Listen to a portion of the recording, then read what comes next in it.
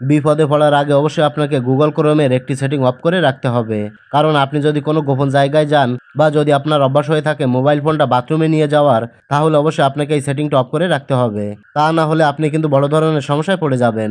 এবং আপনারা যারা ভিডিও কলে অডিও কলে কথা বলে থাকেন মেসেঞ্জার, হোয়াটসঅ্যাপ, ইমো অ্যাপের মাধ্যমে, তাদের জন্য এই সেটিংটা খুবই গুরুত্বপূর্ণ।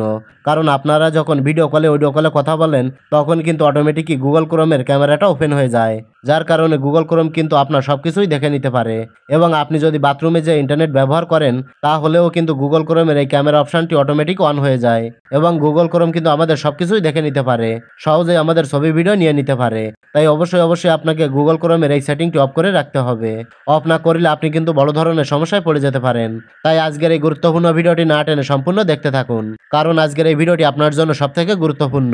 তো কি সেই গুরুত্বপূর্ণ সেটিং, চলুন আপনাকে দেখিয়ে দিই। ওকে, তো আপনি গুগল ক্রোম ব্রাউজারে চলে আসবেন। গুগল ক্রোম ব্রাউজারে আসার পর উপরে লক্ষ্য করলে দেখতে পাবেন 3 ডট মেনু রয়েছে, এই 3 ডট মেনুতে ক্লিক করবেন।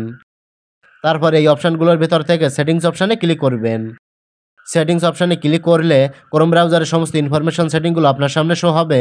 তো আপনাকে যেটা করতে হবে, এই পেজটা স্ক্রল করে একটু নিচের দিকে চলে আসবেন। নিচের দিকে আসলে এখানে দেখতে পাবেন সাইট সেটিংস নামে একটি অপশান রয়েছে। আপনি জাস্ট এই সাইট সেটিংস অপশানে ক্লিক করবেন।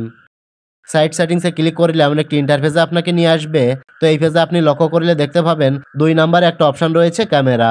তো এটাই হচ্ছে আমাদের মূল সেটিং। এই সেটিংটার পারমিশন কিন্তু সবারই ডিফল্টভাবে সিলেক্ট করা থাকে, তাই এই অপশানটা আপনাকে অফ করে দিতে হবে।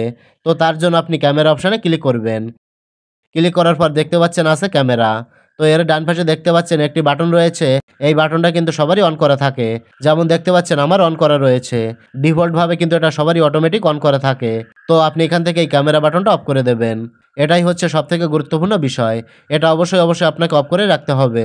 আশা করি বুঝতে পেরেছেন। এই ক্যামেরা অপশনটা অফ করার পর এখান থেকে আপনি ব্যাক বাটনে প্রেস করবেন। ব্যাক বাটনে প্রেস করার পর এখান থেকে একটু নিচের দিকে চলে আসবেন।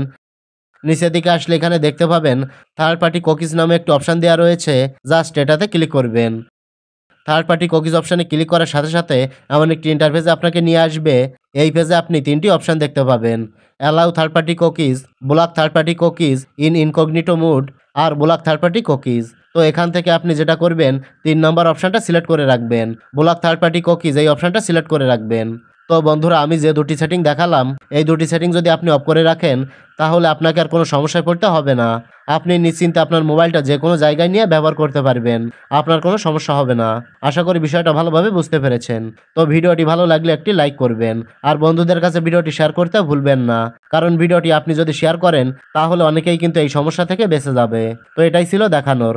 আপনি যদি নতুন হয়ে থাকেন তাহলে চ্যানেলটি সাবস্ক্রাইব করে সাথেই থাকবেন।